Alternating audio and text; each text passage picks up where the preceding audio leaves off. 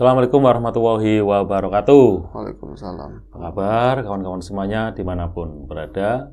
Semoga sehat selalu, masih dalam lindungan Allah Subhanahu Wa Taala. Jumpa lagi bersama kami di sini di channel ngobrol seputar horor. Seperti biasa nih ada Mas Ayung yang akan menemani kita kurang lebihnya 30 menit ke depan membahas yang horor-horor. Jadi yang nggak horor nggak boleh dibahas, Mas Ayung. Oke gitu ya. Itu saja. Baik. Silakan. Ya baik, terima kasih atas pembukanya Bang Ogen. Nah, saya mau nyapa kawan-kawan dulu seperti biasa. Karena memang kita tayang tapi sebenarnya libur kemarin. Iya. Ada jeda seminggu.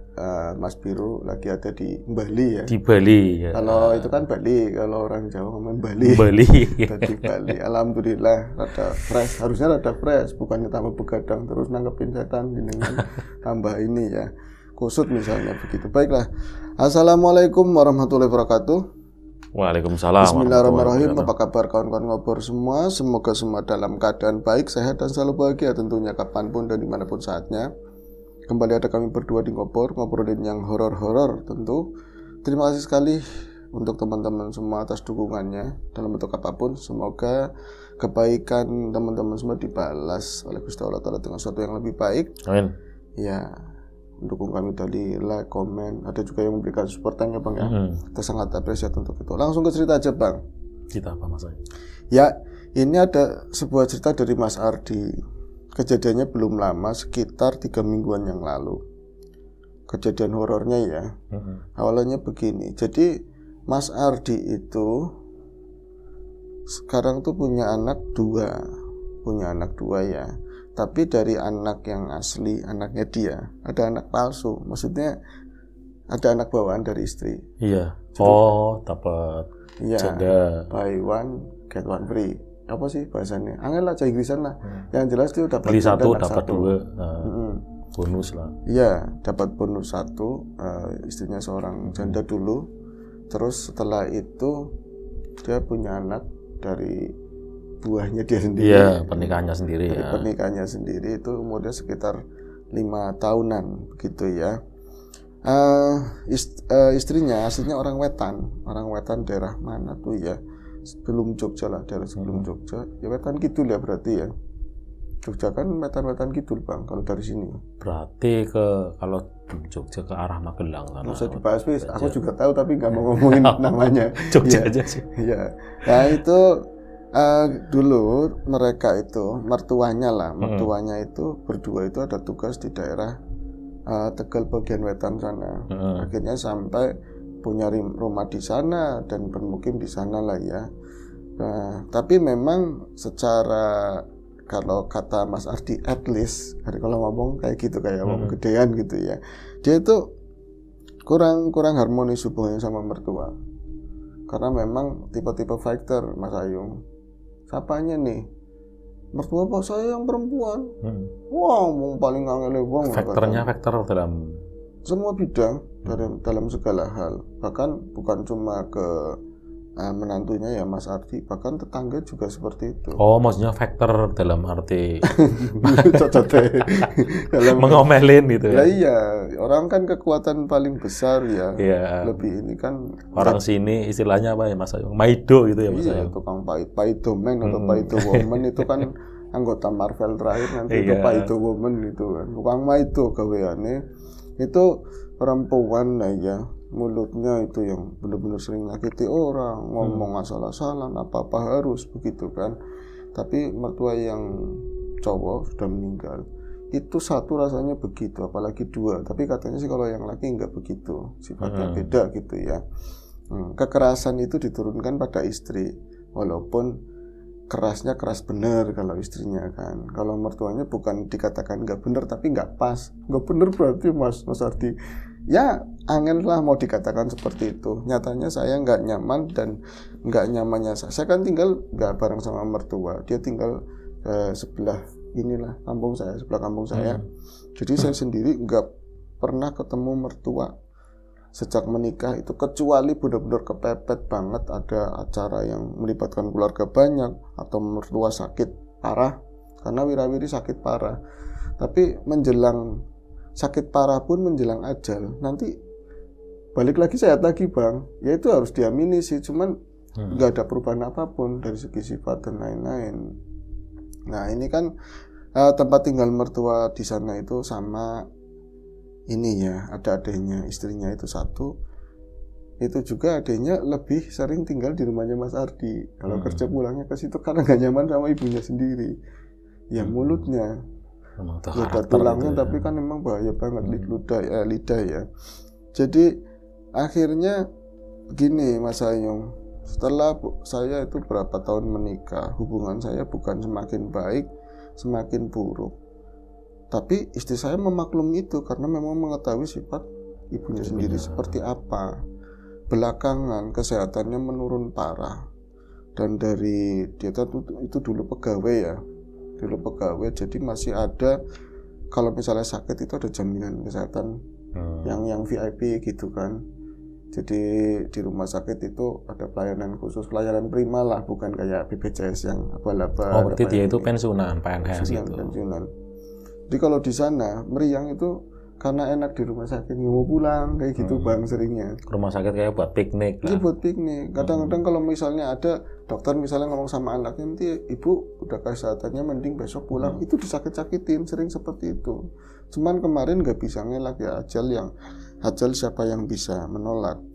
Itu ternyata asli, dan buat Mas Ardi, kok ngurip maning, nanti juga sehat lagi gitu. Ternyata asli benar-benar sakit. Karena bahkan memang kayak gitu terus ya, dulu-dulunya. Saya asli, saya ketemu sama Mas Ardi, ada depan muka begini kan ya. Terus Mas Ayung, mertua saya sudah bareng seminggu, dia itu nggak bisa gerak, nggak bisa apalah. Cuman memang mulutnya kadang-kadang masih ngomong, tapi matanya sudah merem. Bahkan pihak dari rumah sakit juga sudah memulangkan. Posisi sekarang di mana? Di rumah. Susah Mas, buat meninggal itu ya antara hidup dan mati lah. Yang jagain siapa? Kan istrimu di sini. Adik, anak laki begitu ya. Kadang-kadang yang malas jagain. Aduh sayang banget ya. Tapi ini ada telepon sepenjenengan di telaah. Bukan telepon, tapi voice note. Voice note saya dengarkan. Itu ada suara begini di sana. Apa? Ma denger aku, ma denger aku enggak. Jadi posisinya di sana katanya di kamar itu emaknya sudah membujur, tapi napasnya tersengal-sengal begitu loh, kayak orang sakaratul maut gitu kan. Cuman itu direkam di voice note kan, kirim versi WA ke kakak iparnya. Itu dia ada suara adiknya begitu. Ma denger aku enggak? Krungu aku apa ora, Ma? Ma, krungu aku apa enggak? Itu di sana cuma ada suara yang saya dengar cuma suara kayak gitu Bang. Terus tahu-tahu nih Mas, coba kan udah rekaman udah dikirim dari pagi ya, saya itu agak siangan jam 10-an lah. Ada yang aneh nih sebentar lagi nih, tahu-tahu ada suara gitu, ada suara yang ngekek itu keluar dari mulutnya ibu tadi, mertuanya. Aduh, saya bilang angel. Apa Mas Ayung? Ya apa, nggak tahu, saya bilang. Enggak ya, maksudnya jenengan sering bawain horor, nanya sama paranormal sana Mbah, bukan sama saya. Enggak, sedikit banyaknya kayaknya kalau kayak gini gimana? Apakah dia itu ada bawaan dulu itu pernah ngilmu karena katanya sering tirakat, apa memang dikirimin sama orang? Saya enggak juga sih, kalau misalnya ngilmu orang-orang dulu, orang-orang kuno ya lumrah. Ya, dia sakit itunya kan ya jin-jinnya, kodam-kodamnya kan masih sehat. Ya, masih ada begitu kan. Tapi dari sifat juga bisa menarik hal seperti itu Mas Ardi. Sifat-sifatnya dia yang kurang baik atau apa akhirnya nemplok. Saat-saat kayak gini tuh gangguin. Iya, bukan suaranya, ini agak muda tapi kadang-kadang juga kayak nenek ngekek begitu Bang.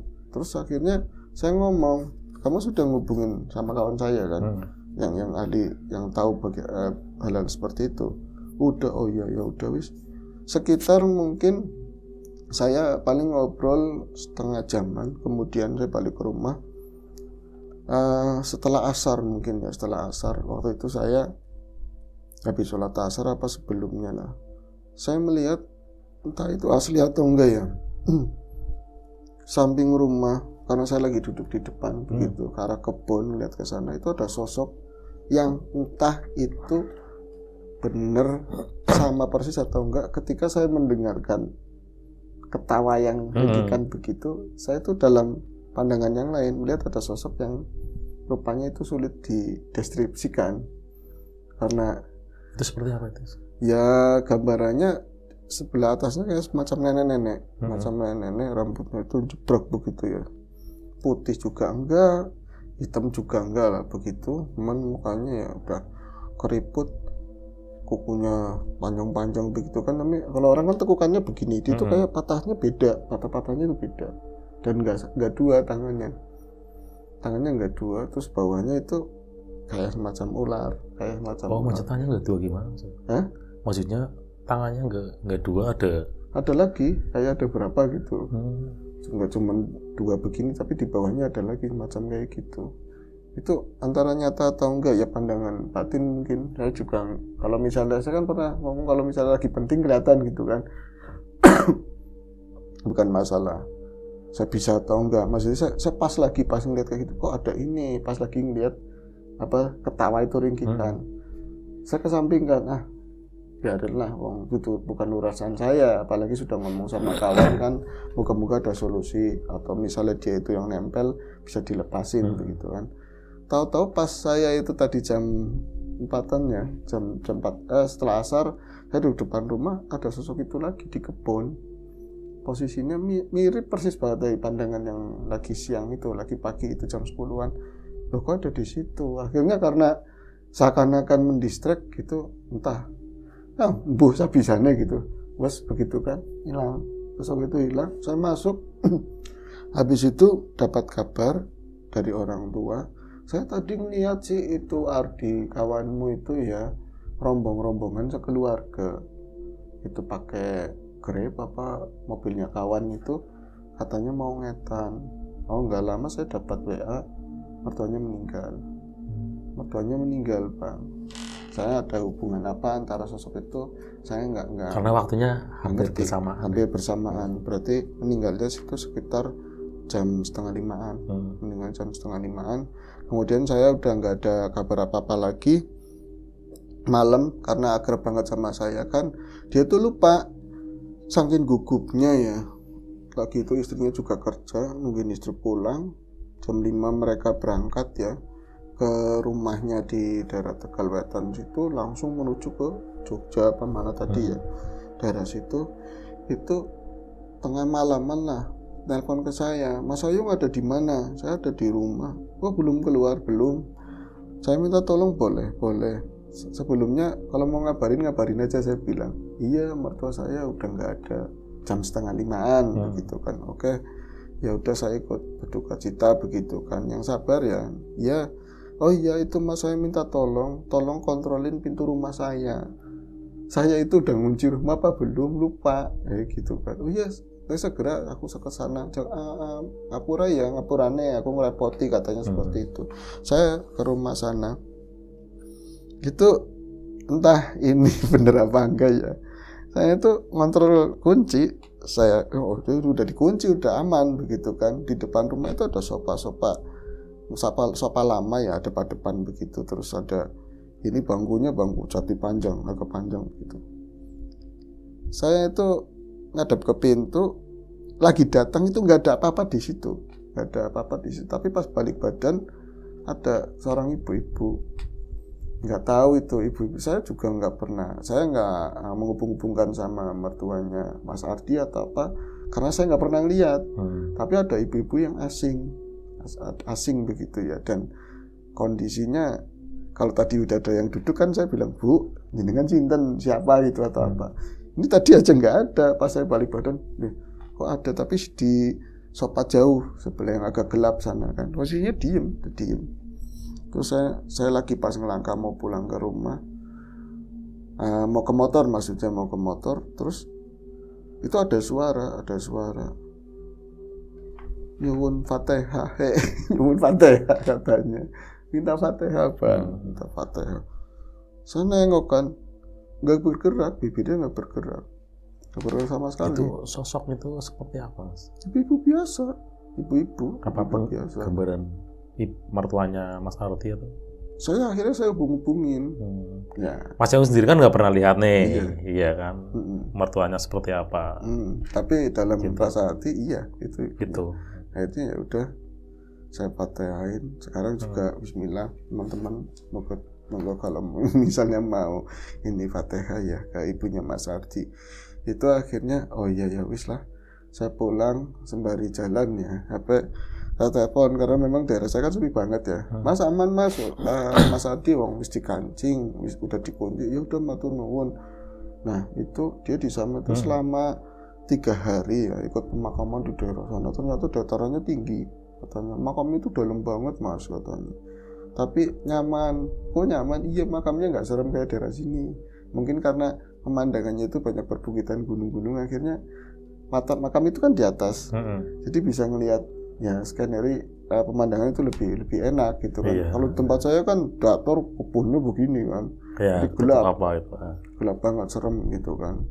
Akhirnya pas 3 hari tahu-tahu dia pulang, saya lagi nongkrong sama teman-teman, dia tuh boncengan sama anak yang pertama itu loh. Anak yang bawaan dari istrinya, dia harus sekolah kan. Oh kamu udah pulang? Iya nih, udah pulang. Ini ada oleh-oleh, beli di jalan katanya, dikasih sama teman-teman. Besoknya saya ketemu, dia cerita, asem katanya. Asem apa? Berarti dia udah bukan besoknya, besok harinya lagi. Berarti 2 harinya saya ketemu, ngadain tahlilan juga. Jadi di sana di daerahnya itu yang di Jogja sana dia ngadain tahlilan. Di rumah sini kan karena memang tinggalnya di situ ya, di Tegalwetan sana juga ngadain tahlilan. Karena memang anaknya cuma 2, Mas Ardi itu yang jadi tuan rumah. Berarti semalam itu ngadain tahlilan untuk 2 hari sih, nggak pas 1 harinya. Itu untuk lingkungan di mana mereka tinggal di sana. Lah di situ dia cerita katanya, semalam saya ketemu sama siapa? Sama mertua saya. Katanya udah meninggal, ketemu gimana? Saya bilang gitu, saya bercandain. Iya ceritanya gimana? Kan itu ya, nggak enak banget dari sore. Yang nggak tahu sih kalau misalnya orang-orang yang, saya bukan jelek-jelekin ya, ini kan namanya samaran semua Mas, tolong disamarkan. Cuman untuk pengeling lah, pengingat untuk kita semua yang masih hidup, untuk sifat ke orang-orang, ke keluarga agar baik, jadi nggak dikenang yang jelek-jeleknya katanya gitu. Itu sintru banget padahal perumahan katanya, tapi sintru banget hawanya. Dan satu pun, karena memang keluarga cuman saya, kamar itu di depan loh, bagian depan itu jendelanya juga langsung ngadep ke jalan perumahan gitu. Satu pun orang yang dekat sama keluarga itu atau lingkungannya atau RT-nya atau ibu RT atau siapa itu nggak ada yang berani masuk kamar itu blas, nggak ada yang berani. Rumornya udah gremeng-gremeng itu mau ngambil apa ya, itu ada di kamar, nggak ada yang berani.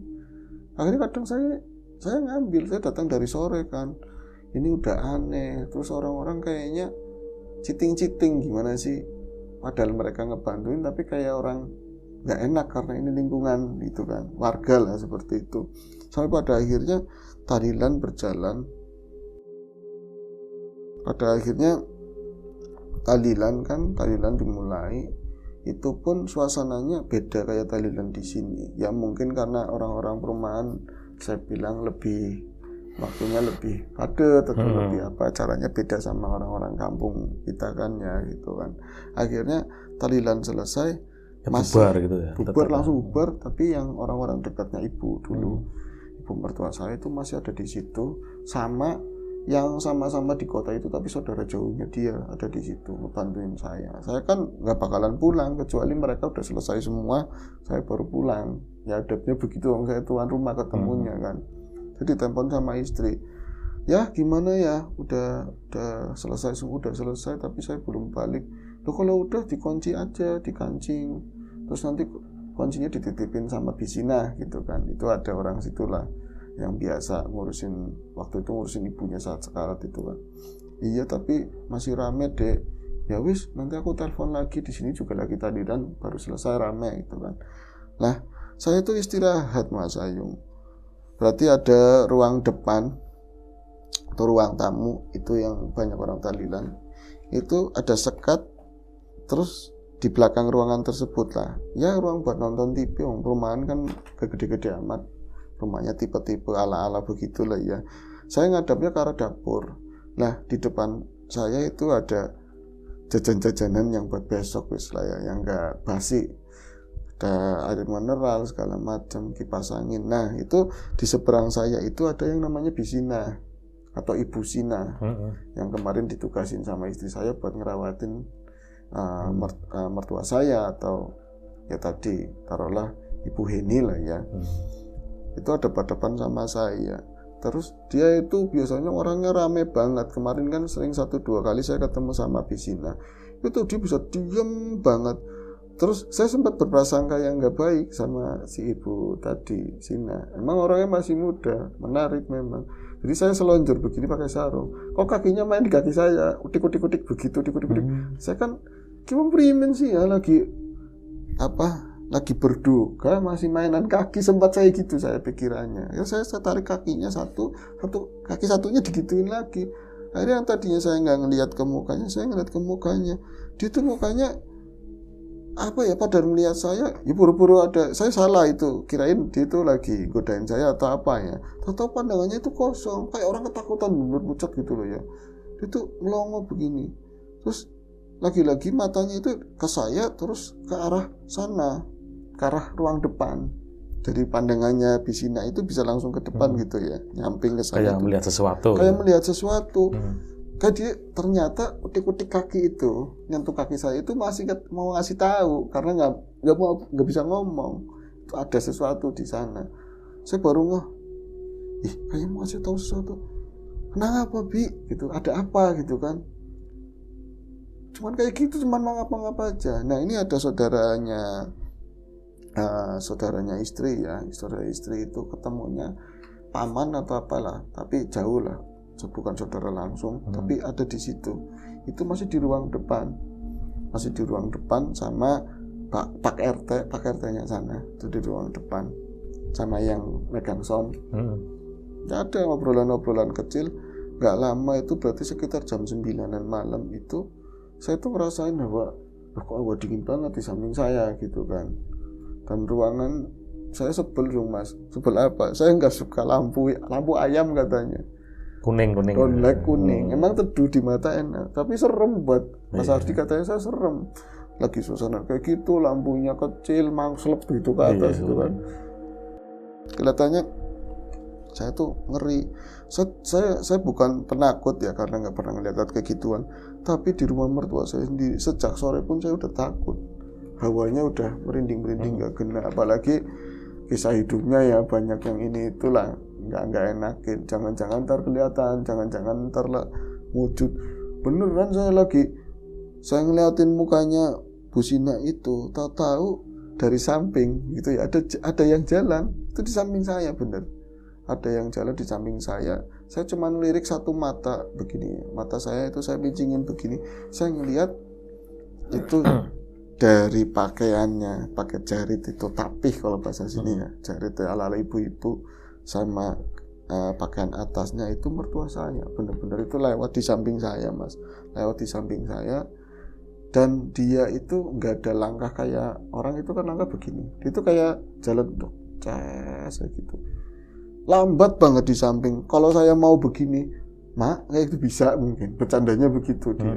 Saya nggak mau nengok, saya nggak berani nengok saya, tapi saya bisa pastikan itu mertua saya. Lebih pastikan lagi ketika saya ngeliat ke Bisina. Dia tuh udah langsung gitu kayak orang butek banget itu di depan saya. Di depan saya Bisina otomatis kan bisa melihat ini ke ekspos penuh.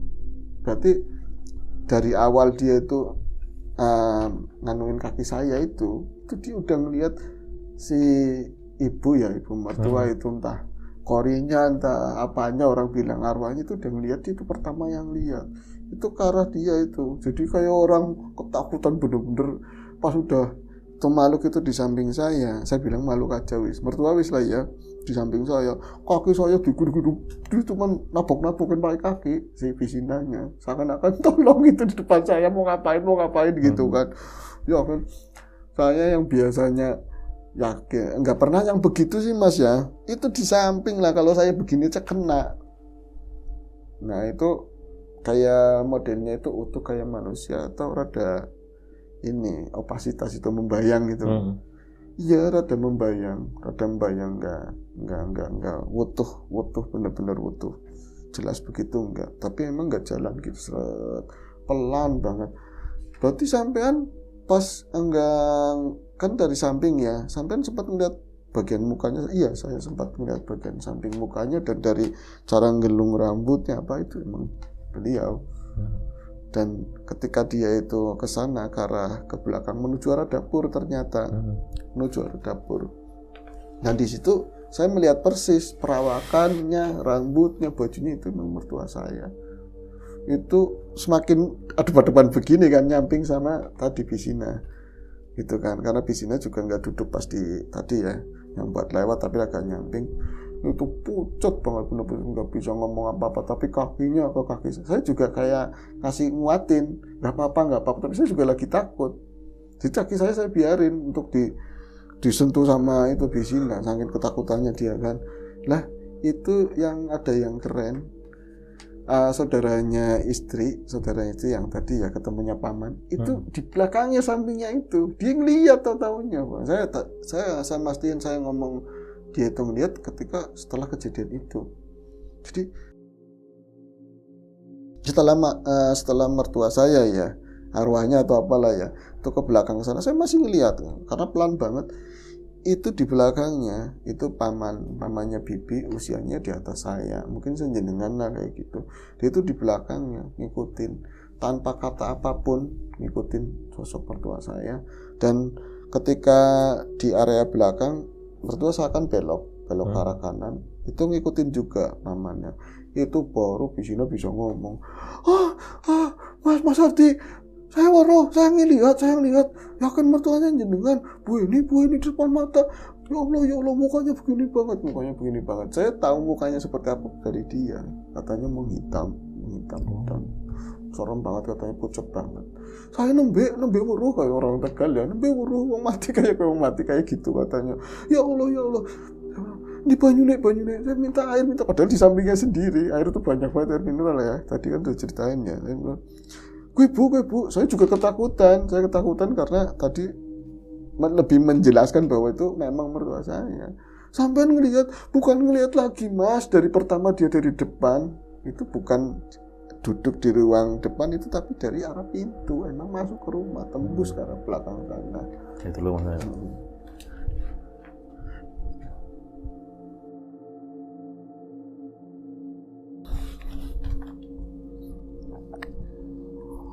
Dia sampai megangin begini ke arah kemaluannya, mungkin nahan pipis saking takutannya.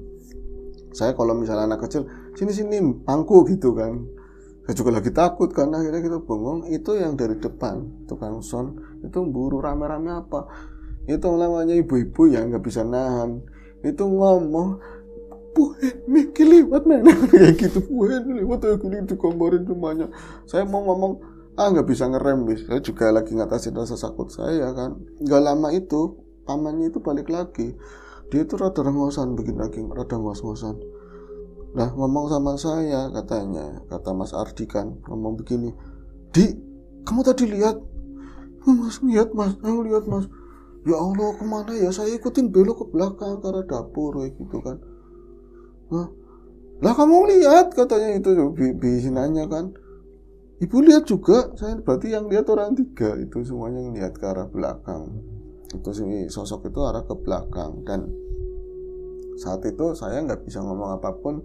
Saya juga seharusnya jangan ngebel ke istri ya.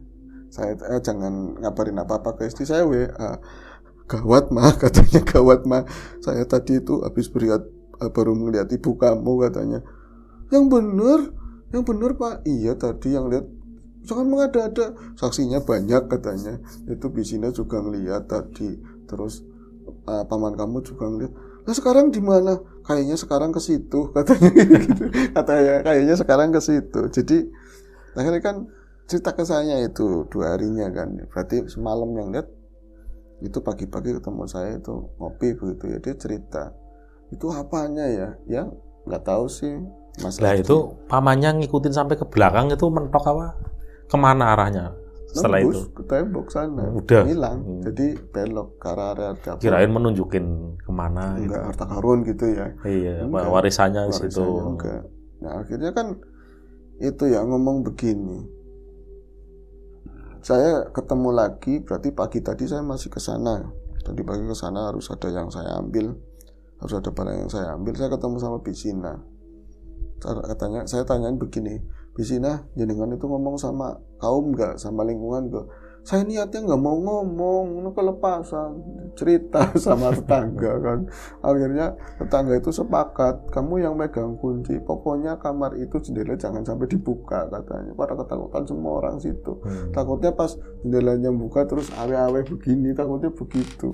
Jadi mau kok Mas Ardi, iya kok, aku juga nggak enak katanya. Nah itu sebenarnya apa sih yang ini Mas? Saya mau jawab tapi pakai cerita aja, saya bilang gitu. Saya nggak bisa mastiin karena banyak hal, bisa korinnya dia, bisa sosok yang lain. Dulu yang saya waktu cerita itu kawan meninggal pun kayak gitu Mas Adi. Jadi dia itu selalu datang ke tongkrongan. Tapi biasanya kalau udah malam ketiga udah nggak pakai pakaian yang hari-hari dipakai. Hah? Terus modelnya apa? Begini. Saya bilang gitu. Apaanan pakai apa itu? Udah pocongan gitu. Aduh, makanya ini kalian baru 2 hari ya katanya begitu. Saya belum ketemu lagi.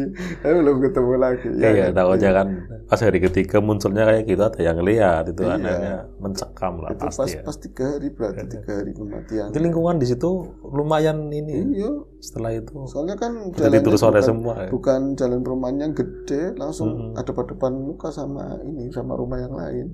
Tetangganya juga perumahan kan. Iya, tempe-tempe perumahan kecil kan, akhirnya jadi momok ya. saya kalau ketemu lagi nggak tahu nanti ada cerita lanjutannya apa sosoknya udah berubah atau ngeliatin lagi apa ngeliatin di daerah orang tuanya sana aslinya. Saya nggak paham, cuman artinya bukan membeberkan atau hal yang baik kita obrolin, tapi ini juga dari Mas Ardinya sendiri ya, supaya orang yang kehidupannya kayak apapun itu pada saat-saat hari kematiannya juga seperti itu ya Bang, banyak gangguan, udah nggak ada pun masih seperti itu, masih bisa muncul, masih bisa ngeliatin yang nggak enak kayak gitu ya. Itu ceritanya kayak gitu toh Bang, saya nggak bisa nambahin apapun. Tanya sedikit lah Mas. Apa tuh? Itu kan dari penglihatannya, ini perpanjang sedikit lah, 1-2 menit lah, apa ya. Ini dari penglihatannya Bisina sendiri, itu kan sosok tersebut terlihat dengan muka yang hitam kayak gitu. Nah itu ada pertanda apa itu maksudnya, bisa digambarkan seperti apa karena memang itu gambaran masa lalunya almarhum saat itu atau secara sifat, watak dan lain-lain. Betul, itu jawabannya itu yang saya tahu dari pendapat saya dan yang saya pernah alami sendiri dari perjumpaan dengan mendiang ya. Entah itu korin, entah itu kalau orang tua dulu ya, wong tua ngomong nek mati 3 dina 7 dina ya cik nang kene.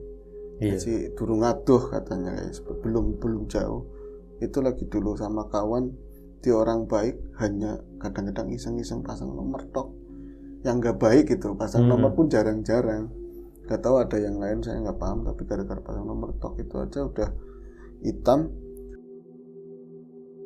Mukanya udah menghitam, awalnya pucet-pucet, ketika udah jadi pocongan begitu mukanya hitam, terus belah begini kayak semacam, mungkin pernah diceritain ya, jadi kayak semacam pecah-pecah tapi di dalam pecahan itu api, kayak lahar di dalamnya. Sampai pernah ngeliat kerak tanah ya, kerak tanah di atasnya hitam kan, tanahnya hitam, itu ada belahan-belahan kerak itu api, kayak lahar. Iya, lahar pas ini ya. Dan ada asap yang tipis-tipis yang keluar. Itu perbuatan yang baru ya iseng-iseng. Yang iseng sedikit apalagi yang gede gitu ya. Allah alam. Makanya kayak Kak Bisina ngomong kayak gitu, itu baru yang kelihatan, yang belum diginiin. Artinya kita di Muslim, saya percaya ada alam kubur, ada macam-macam lah. Ya. Itu Nah, itu sajalah. ya itu sajalah dianuin, Iya. diartikan sendiri. Yang jelas Tunggu cerita selanjutnya nih dari Mas Ardi ada apa gitu. iya, Barangkali pengeling yang ketemu. paling besar ya kematian. Ya Iya begitu. sih. Nah, semoga itu menjadi ada hikmah ya buat kita semua yang sayang. Ya itu saja obrolan kita untuk kali ini. Semoga bisa menghibur kawan-kawan semua. Ya, sampai jumpa di ngobrol selanjutnya. Mungkin masih sama saya atau sama Mas Idam Biru. Itu saja. Dan kami akhiri.